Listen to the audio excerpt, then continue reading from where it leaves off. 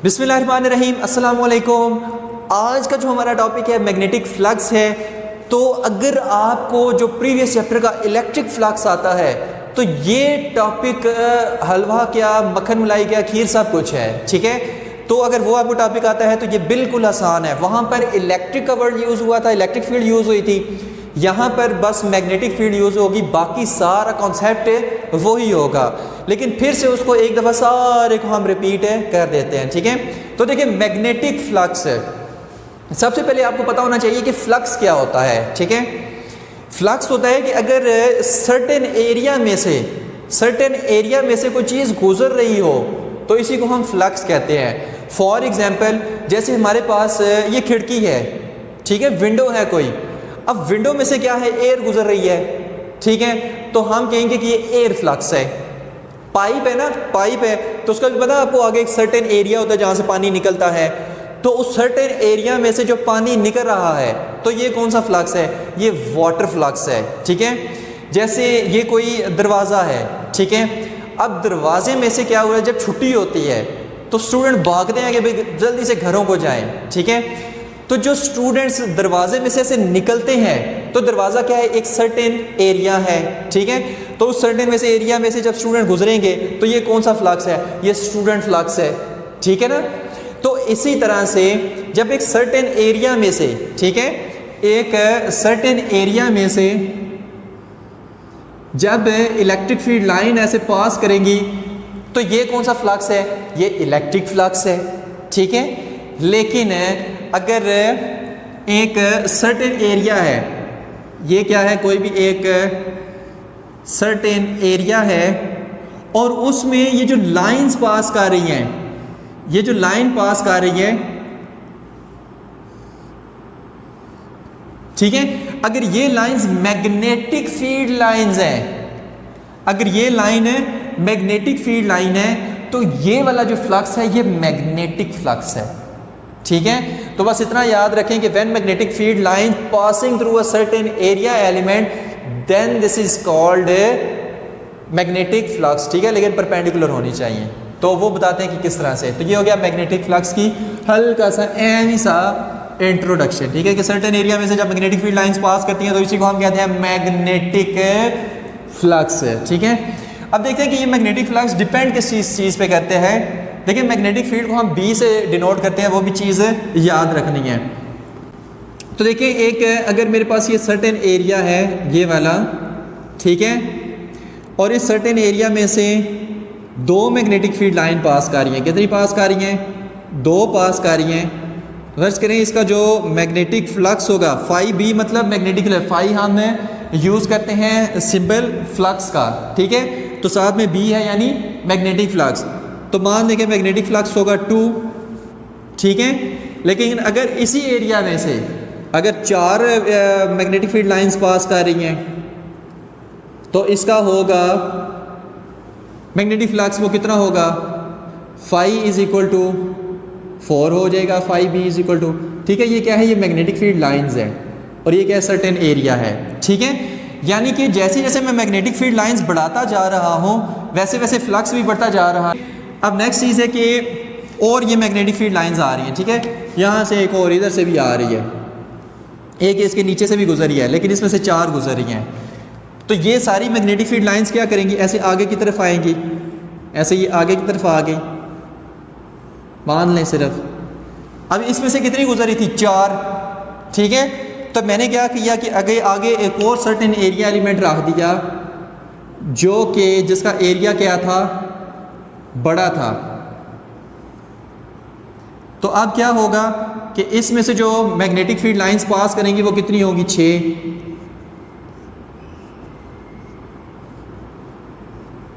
ठीक है। क्यों 6 पास करेंगी, क्योंकि अब एरिया क्या हो गया है, बड़ा हो गया है, ठीक है। और हमें पता है कि जो फ्लक्स है वो 2 चीज़ों पे डिपेंड करता है, वह 3 पे डिपेंड करता है। एक तो कितनी मैग्नेटिक फील्ड लाइंस गुजर रही हैं और दूसरा चीज़ कि एरिया कितना है। तो देखिए अगर मैग्नेटिक फील्ड लाइंस बनाएंगे तब भी फ्लक्स बढ़ेगा, एरिया बनाएंगे तब भी फ्लक्स बढ़ेगा। तो देखिए एरिया छोटा था, मैग्नेटिक फील्ड लाइंस कितनी थी, 4 गुजरी हैं, तो फ्लक्स कम है।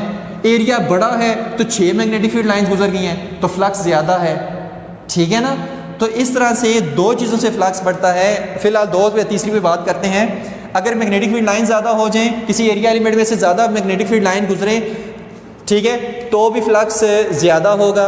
अगर मैग्नेटिक फील्ड लाइंस आ रही हैं और हम छोटे एरिया के बजाय बड़ा एरिया आगे रख दें तो भी मैग्नेटिक फ्लक्स ज़्यादा होगा, ठीक है। तो ये चीज़ याद रखनी है। यानी कि जो हमारे पास फ्लक्स है वो किस किस चीज़ पे डिपेंड करे, डायरेक्टली प्रोपोर्शन है बी के, और जो फ्लक्स है वो डायरेक्टली प्रोपोर्शन है ए के भी, ठीक है। तो यहाँ से जो हमारे पास फार्मूला आता है वो क्या आता है, phi B is equal to B dot A, ठीक है, और phi B is equal to B A cos theta. ये हमारे पास फार्मूला आता है मैग्नेटिक फ्लक्स का, ठीक है। अब एक और निहायत इंपॉर्टेंट कॉन्सेप्ट देने जा रही है, वो चीज़ देखनी है। इंपॉर्टेंट बात अभी बताने लगे हैं कि भाई हमने डॉट प्रोडक्ट ही क्यों ली है, क्रॉस प्रोडक्ट क्यों नहीं ली, कॉस थीटा क्यों आया है, साइन थीटा क्यों नहीं आया, ठीक है। अब वो चीज़ देखते हैं। देखिए, अगर ये हमारे पास एक एरिया एलिमेंट है, इंपॉर्टेंट बात बताने जा रहे हैं, कंसेप्चुअल बात आ गई है भाई। अब तो कॉन्सेप्चुअल बात आ गई है कि कॉस थीटा क्यों आ रहा है, साइन थीटा क्यों नहीं आया, ठीक है। देखिए, अगर मैग्नेटिक फील्ड लाइन जो है वो इस एरिया एलिमेंट में से इस तरह से गुजर रही है, इस तरह से, ये क्या है, मैग्नेटिक फील्ड लाइन, बी से शो इसको कह रहे हैं। तो देखिए, हमें कोई कहा जाए कि इसका फ्लक्स मालूम करें, ठीक है। तो फ्लक्स अगर हम इसका मालूम करें तो हम अगर इसके कंपोनेंट्स बनाएं तो एक कंपोनेंट इसका ये बन जाएगा, एक कंपोनेंट इसका ये बन जाएगा, ठीक है ना। तो ये कंपोनेंट कौन सा होगा, कॉस थीटा, ये इन दोनों के दरमियान ये एंगल थीटा है, ठीक है। तो थीटा के साथ वाला क्या होता है, कॉस थीटा होता है। तो इसको मैं नाम दे लेता हूं कि बी कॉस थीटा, और ये वाला कौन सा है, बी साइन थीटा, ठीक है। तो अगर हमसे कोई पूछे कि फ्लक्स किस वजह से बन रहा है, बी साइन थीटा की वजह से बन रहा है या बी कॉस थीटा की वजह से बन रहा है, तो आप क्या कहेंगे, सोचें जरा इसको, कि फ्लक्स बी कॉस थीटा वाले कंपोनेंट की वजह से बन रहा है या बी साइन थीटा वाले कंपोनेंट की वजह से। तो आंसर हमारा होगा कि फ्लक्स बी कॉस थीटा वाले कंपोनेंट की वजह से बन रहा है। क्यों भाई, ये क्यों इस तरह से हो रहा है। देखिए, एरिया इस तरह से पड़ा हुआ है, एरिया इस तरह से पड़ा हुआ है, और जो बी कॉस थीटा वाला कंपोनेंट है वो किस तरह है, इस तरह से, और जो बी साइन थीटा वाला है इस तरह से। अब देखिए, क्या बी साइन थीटा वाला इस सरफेस में से गुजर रहा है, कोई नहीं गुजर रहा। बी कॉस थीटा वाला इस कंपोनेंट इस सरफेस में से गुजर रहा है। तो फ्लक्स तो ये होता है कि जब सरफेस सर्टेन सरफेस एलिमेंट में से कोई मैग्नेटिक फील्ड लाइंस गुजरे तो जो फ्लक्स बनेगा वो बी कॉस थीटा वाले की वजह से बनेगा, बी साइन थीटा वाले की वजह से नहीं बनेगा, ठीक है। तो इस वजह से हम क्या करते हैं कि यहाँ पर बी ए कॉस थीटा हम लेते हैं, ठीक है। तो phi B is equal to B A cos theta, इसलिए हम डॉट प्रोडक्ट लेते हैं, ठीक है, क्योंकि फ्लक्स इसकी वजह से बनेगा अगर मैग्नेटिक फील्ड लाइंस है इस तरह का। तो ये चीज़ याद रखनी है। तो अब एक और चीज़ है, पहले भी बता चुके हैं, ठीक है, इलेक्ट्रिक फ्लक्स वाले टॉपिक में, एरिया एलिमेंट। बस उसके बाद इसके केसेस पे चलते हैं। देखिए, वेक्टर एरिया, वेक्टर एरिया की कहानी आ गई भाई। अब यहां पर देखिए, मैग्नेटिक फील्ड क्या है, एक वेक्टर क्वांटिटी है, एरिया भी क्या है, वेक्टर क्वांटिटी है। तो अगर ये दोनों वेक्टर क्वांटिटीज हैं तो लाजमी इनकी डायरेक्शन भी होगी। तो मैग्नेटिक फील्ड की डायरेक्शन तो हमें पता है जिस डायरेक्शन में वो जा रही हो। अब अगर ये एरिया है, इसकी डायरेक्शन किस तरफ होगी, बताएं भाई, किस तरफ होगी डायरेक्शन। तो वो हमने कहा था कि जो इस एरिया की डायरेक्शन है, ठीक है, यानी वेक्टर एरिया इसका किस तरफ होगा, वो परपेंडिकुलर टू एरिया होगा, ठीक है। अब ये प्लेन एरिया है ना, इसकी डायरेक्शन किस तरफ है, इसकी डायरेक्शन इस तरफ है, ठीक है, परपेंडिकुलर। वेक्टर एरिया एक लाइन लिख लें, vector area is always perpendicular to plane surface, या vector area is always perpendicular to plane area, या vector area is perpendicular to area, ठीक है। तीनों में से कोई भी लिख लें। तो बहरहाल बेहतर यही है कि vector area is perpendicular to plane surface. अब इस तरफ भी हो सकता है, इस तरफ भी हो सकता है, लेकिन हम आसानी के लिए यही वाला लेते हैं। आंसर दोनों के मैग्नीट्यूड यानी दोनों के सेम आएंगे, कोई मसला नहीं है। तो बस ये याद रखें, अगर इस तरह से वेक्टर एरिया एलिमेंट पड़ा हुआ है तो हम इसकी डायरेक्शन किस तरफ होगी, तो वही लाइन है कि vector area is always perpendicular to plane surface, तो इसकी डायरेक्शन ये होगी इस तरफ। ठीक हो गया, तो प्लेन सरफेस के हमेशा परपेंडिकुलर वेक्टर एरिया होगा। तो अगर इसका एरिया ये इस तरह से सरफेस है तो इसका वेक्टर एरिया किस तरफ बनेगा, इस तरफ। ठीक हो गया, तो ये चीज़ें याद रखनी है। अब लास्ट चीज़ कंसेप्चुअल इसकी बताने लगे हैं, उसके बाद हम इसके केसेस पे चलते हैं कि theta is the angle between vector area and magnetic field. बेहतरीन बात है, इसको बस याद रखें कि ये जो थीटा है ये एंगल है मैग्नेटिक फील्ड और वेक्टर एरिया के दरमियान। ये प्लेन सरफेस का साथ एंगल नहीं है, ये वेक्टर एरिया के साथ है एंगल है। ठीक है, मतलब ये प्लेन सरफेस है, इसके साथ एंगल नहीं है, ये वेक्टर एरिया के साथ एंगल है मैग्नेटिक फील्ड का, वो जो एंगल होगा। ठीक है, तो वो आपने पुट करना है। तो ये लाइन है, इसकी नोट करें, इसको फिर रेज करने लगे, फिर इसके केसेस की तरफ चलते हैं। ठीक है, कि theta is the angle between vector area and magnetic field. अब इसके केसेस की तरफ चलते हैं, तो देखते हैं कि फ्लक्स मैक्सिमम कब होगा।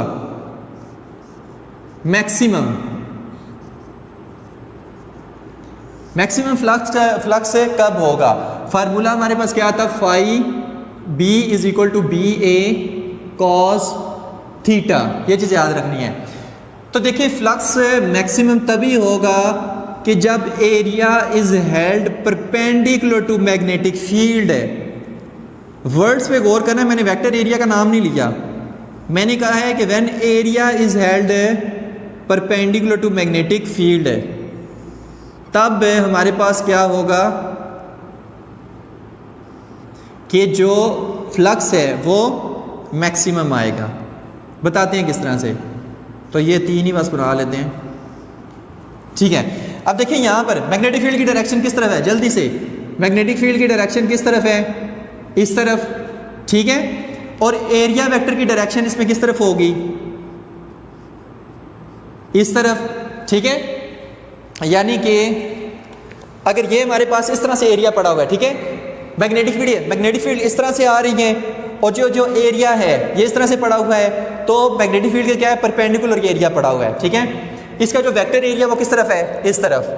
ठीक है, तो ये मैग्नेटिक फील्ड इस तरह से आ रही है, वेक्टर एरिया भी किधर है, इस तरफ है। ठीक है, तो सरफेस इस परपेंडिकुलर टू मैग्नेटिक फील्ड पड़ा है ये एरिया, तो एरिया भी इस तरफ, मैग्नेटिक फील्ड भी इसी तरफ, तो दोनों के दरमियान एंगल कितना है, theta is equal to 0 degree. ठीक है, ऐसे है ना। तो यहाँ पर जब हम इसकी वैल्यू पुट करेंगे तो phi B is equal to B A cos 0 degree, तो आंसर क्या आएगा, phi B is equal to B A, क्योंकि कॉस 0 1 होता है। तो इस केस में फ्लक्स मैक्सिमम आएगा कि जब area is held perpendicular to magnetic field, area is held perpendicular to magnetic field. फिर से बात कर रहा हूँ कि मैंने वेक्टर एरिया नहीं कहा, मैंने एरिया कहा है, plane area perpendicular to magnetic field, perpendicular direction of magnetic field या मैग्नेटिक फील्ड निकाल लें। ठीक है, तो ये चीज़ याद रखनी है। अब नेक्स्ट केस आता है मिनिमम का, कि कब फ्लक्स मिनिमम होगा, कब फ्लक्स मिनिमम होगा। तो वो चीज़ देखें कि अगर हमारे पास एरिया कुछ इस तरह से पड़ा हुआ है, ठीक है, कि व्हेन एरिया, फिर से बात कर रहा हूं कि वेक्टर एरिया नहीं, एरिया इज हेल्ड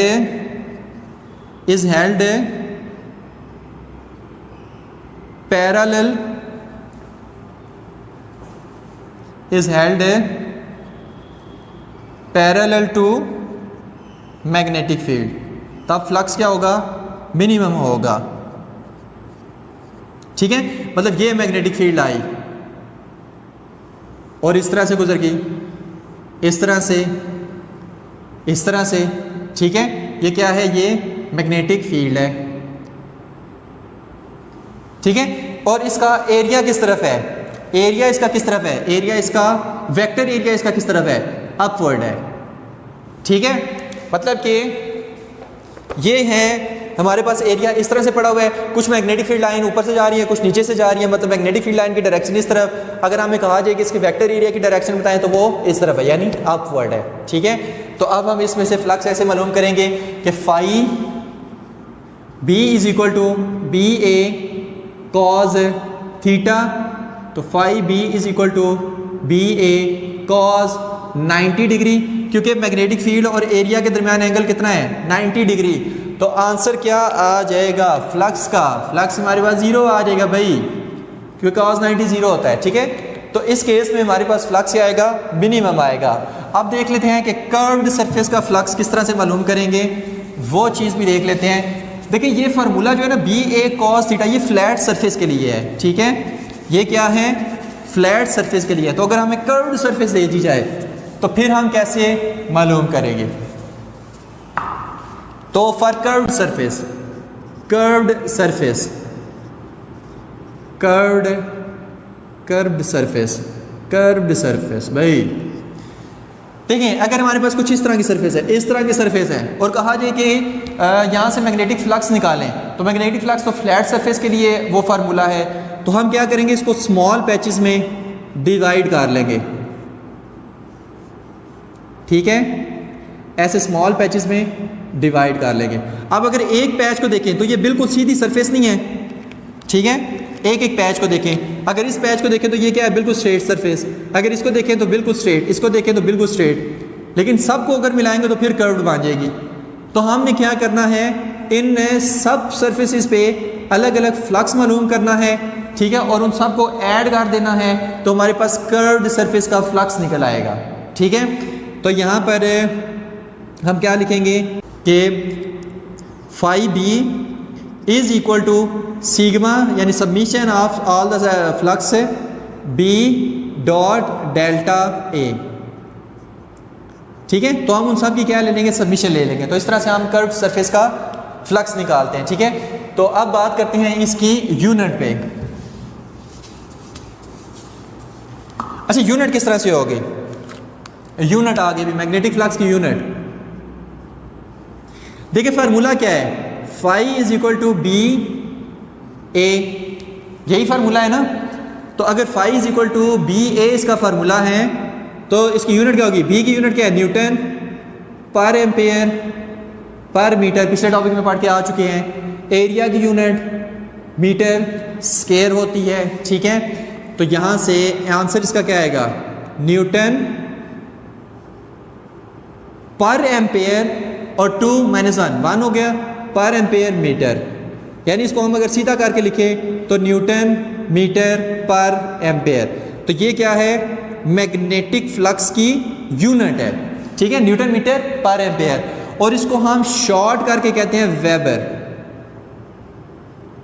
ठीक है, तो कोई आपसे पूछे कि मैग्नेटिक फ्लक्स की यूनिट क्या है, तो आपने कहना है कि वेबर है, और वेबर आपसे पूछे किसके इक्वल होता है, तो आपने कहना कि वो होता है न्यूटन मीटर पर एम्पेयर। अक्सर ये एमसीक्यूज पे बहुत दफ़ा आ जाते हैं। ठीक है, तो याद रखने, मैग्नेटिक फ्लक्स की यूनिट, मैग्नेटिक फ्लक्स की यूनिट वेबर, और उसकी यूनिट वेबर क्या होता है, किसके इक्वल होता है, न्यूटन मीटर पर एम्पेयर के बराबर होता है। ठीक है, तो ये चीज़ इसकी यूनिट। अब आखिरी टर्म इसमें आ रही है मैग्नेटिक फ्लक्स डेंसिटी की, इसी को हेडिंग ले लेते हैं कि magnetic flux density. Magnetic flux density, magnetic flux density हमारे पास होती है कि कितने एरिया में से कितनी मैग्नेटिक फील्ड लाइन गुजर रही हैं। ठीक है, मतलब सर्टेन एरिया में से उसका फ्लक्स कितना है। तो मैग्नेटिक जो उसकी है फ्लक्स डेंसिटी, उसको हम किससे शो करते हैं, B is equal to phi B over A. ठीक है, तो मैग्नेटिक फ्लक्स डेंसिटी हमारे पास होती है फ्लक्स पर यूनिट एरिया। ठीक है, कि एक एरिया में से कितना फ्लक्स गुजर रहा है। अगर छोटे से एरिया में से ज्यादा मैग्नेटिक फील्ड लाइन गुजरी है तो डेंसिटी ज्यादा होगी और फ्लक्स भी ज्यादा होगा। ठीक है, तो हम कह सकते हैं कि फ्लक्स पर यूनिट एरिया छोटे से एरिया में से कितना फ्लक्स है गुजर रहा है। ठीक है।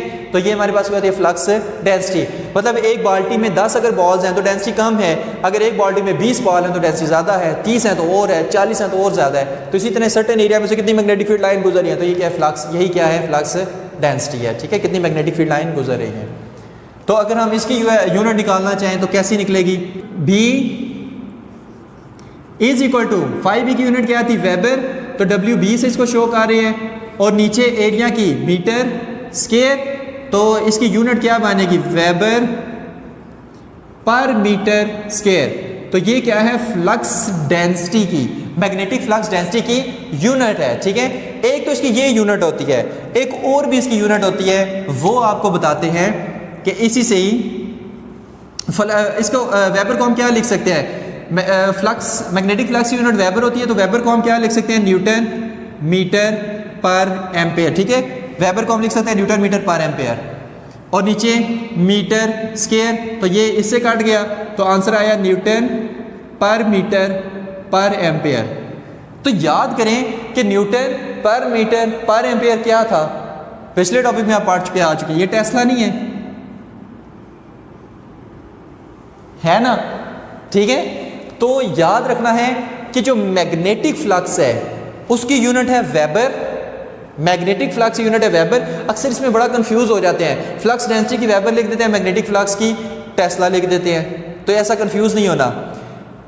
गौर से सुनना है कि मैग्नेटिक फ्लक्स यूनिट है वेबर, और जो मैग्नेटिक फ्लक्स डेंसिटी है उसकी यूनिट है टेस्ला, ठीक है।